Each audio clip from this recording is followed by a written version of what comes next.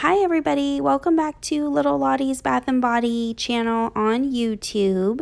Today I'm going to be making a red and orange soap. I haven't named it yet, but I envision it looking like a flame, so that's what we're going for here. As you can see, I have my oils ready. It's a mixture of 5 oils and I heat them up prior to the video, and they do have to sit for about an hour or two to get to room temperature.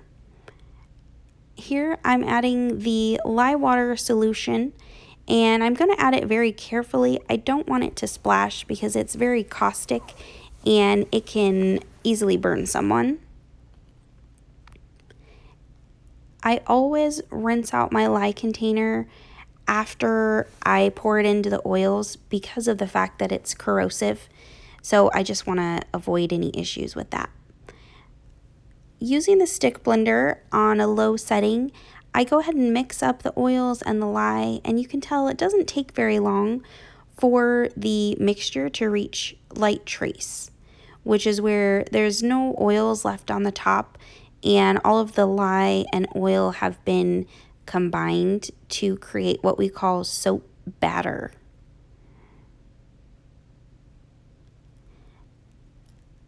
Once that's done, I have 2 separate pitchers that I have prepared, and I'm going to split the batter about half and half because I want to do what's called a drop swirl, and I feel like you get a good drop swirl when you have half and half.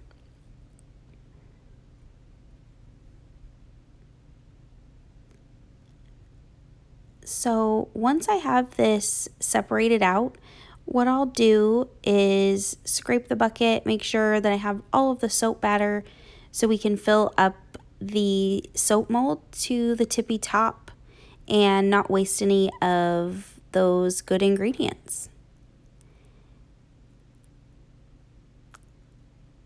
When I design a soap, I like to make a drawing and a list of all the things that I want to do with the soap. You can see in the upper right corner, that's my soap workbook, and the recipe I'm doing is actually on the bottom, and the design that I'm gonna do with this soap is not actually the initial design that I thought I would. So once I started mixing the oils, I realized I wanted it to look more like a flame since I was using orange and red. Here I'm mixing up mica with a little bit of sweet almond oil, and I'm going to put orange into one container and a red in another container. I haven't used this red before for cold process, so I wasn't sure if it was going to give me the really deep red that I wanted, so I just took a guess on how much to use. The next thing I'm doing is I'm adding a fragrance from Wholesale Supplies Plus, and I know I'm going to use 2 ounces, so I put half in the red and half in the orange container so it's evenly fragranced. Taking a spatula, I just really gently mix the mica and the fragrance in there. It's a little difficult to do because the container is pretty full, but I just try to kind of fold it in and make sure that there's fragrance in all of the batter.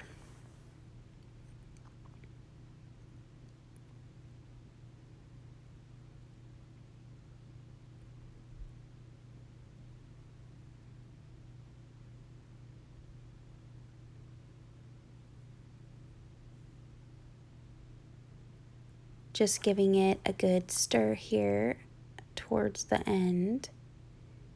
Again, just making sure I've got everything so there's no white left in the pitcher.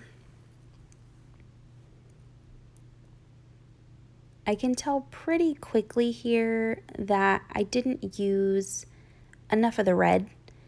It's turning into a pink color, which is definitely not what I was wanting. since this soap is supposed to be more of a men's soap, I really just didn't want it to be pink. I really wanted red. So I took a little bit of the leftover that was in the cup, and I tried, adding some soap batter in there to see if I could get more of that red color into the batter. It still wasn't enough. It did darken it a little bit, but it still looked fairly pink to me. So I had to actually run back to my soap closet and grab the sample container and bring it back and mix it with some oil again and really try to get it mixed up in there and make sure that I'm having it be red and not pink. One of the pieces about making soap is you always want to have extra supplies handy in case something goes wrong, and have a backup plan in case things don't go as planned, because even if you do everything right, sometimes things don't work out. Thankfully, this was something that was easily fixable. I just needed to add more color, and I think I got a red that's acceptable. It doesn't look pink. It's not dark red, but I think it definitely is recognized as red.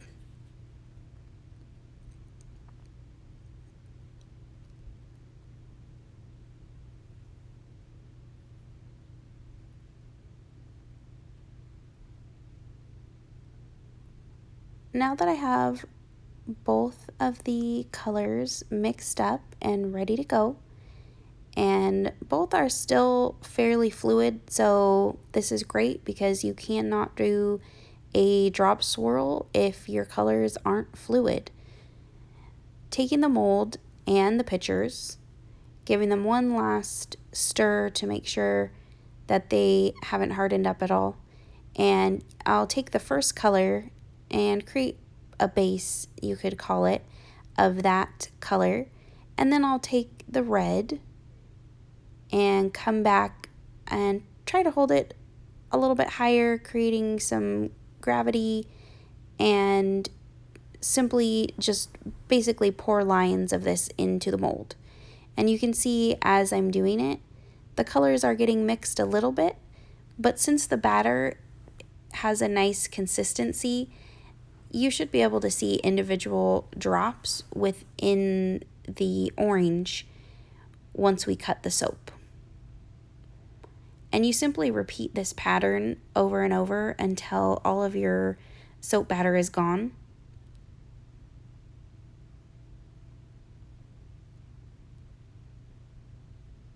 And then just scrape out the rest of the batter so we're not wasting any.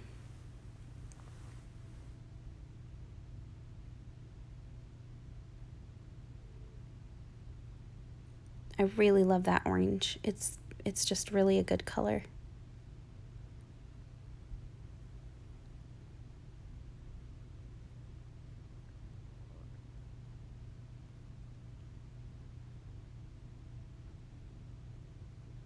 And now we're going to scrape out the red container. And basically what you can do with this is, some people just like to leave the top of the soap with the colors. Some like to add mica swirls. So you could make a design with the soap, that the batter that you take out of the containers the last little bit, but I always like to add mica. I think it adds that extra finishing touch, some depth. And here I'm just basically pounding the mold on the counter to make sure there's no air bubbles in the mold, so when we cut it, it's nice and smooth on the sides. So I always just use my leftover for my little mixing containers and add as much to the top as I can.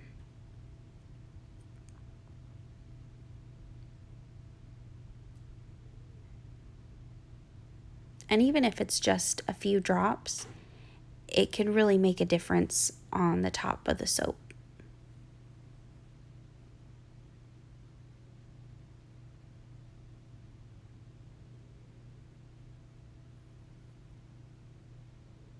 And I decided just to go with the red. Okay, so here I'm testing out to see if the soap has thickened up enough for me to texture the top, and it's still too liquidy. There's no substance, so I'm not able to texture it.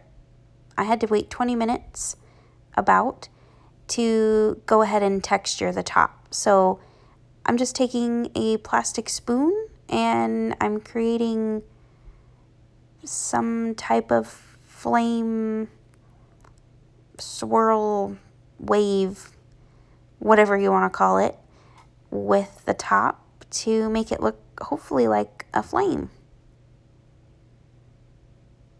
I'm going along the edges to make sure that there's no flat parts.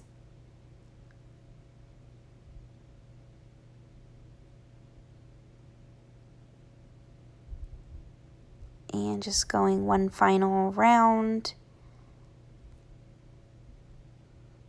trying to get some peaks on the top.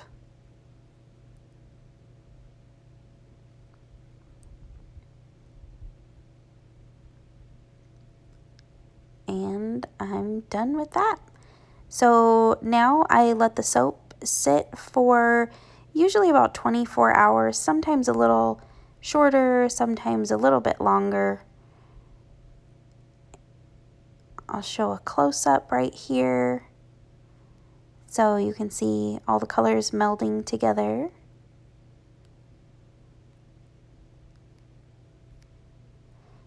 And this is maybe an hour after I made the soap.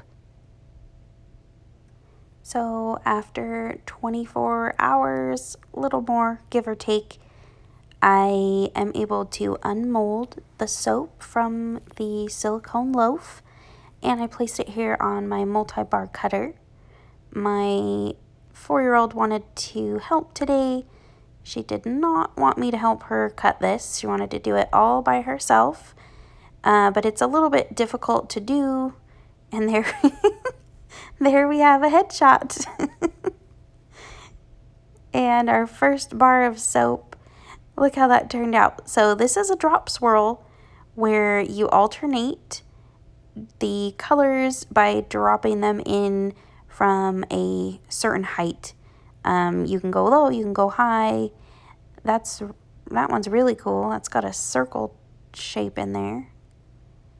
And the fun thing about a drop swirl is every single bar of soap is going to look a little bit different.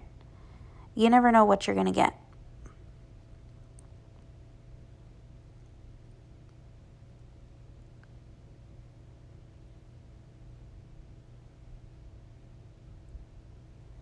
And that little piece on the side that looks like a slice of cheese, that is just the end, and every loaf that I have will have 2 little end pieces just like that. So that's what I use to test out and make sure that the color, fragrance, the feel of the soap, that everything's just right.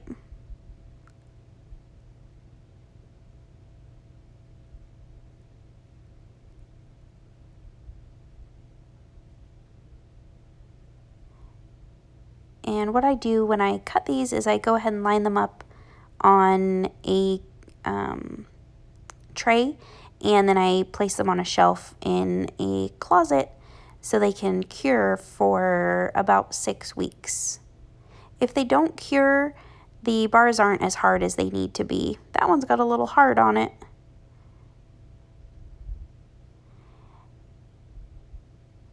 There's my 4-year-old again.